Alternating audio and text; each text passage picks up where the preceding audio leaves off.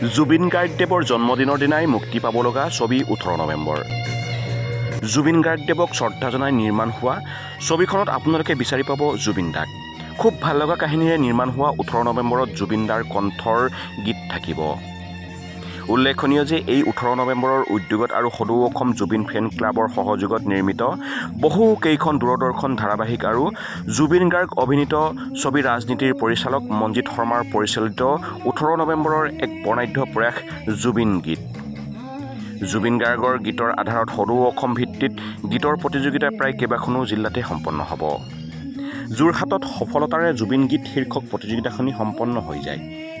নিৰ্বাচিত হোৱা 3গৰাকী প্ৰতিযোগীকে নগদ ধনেৰে পুৰস্কৃত কৰাৰ লগতে 18 নৱেম্বৰৰ ছবিখনত গীত গোৱাৰ সুযোগ প্ৰদান কৰিব বুলি জানিবলৈ দিয়ে।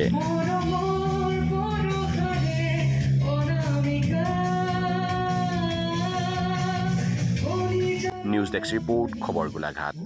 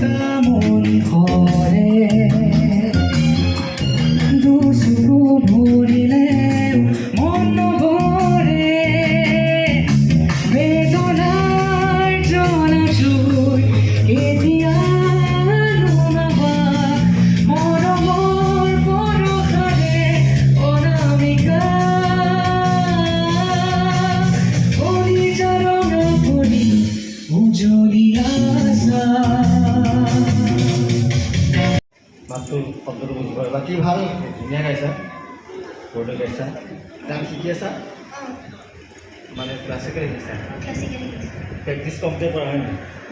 দেউতাই মোক ফোন কৰি পেলাই কৈছে প্ৰেক্টিছ কম কৰে, মানুহৰ আগতে ক'ব লাগিব কথা।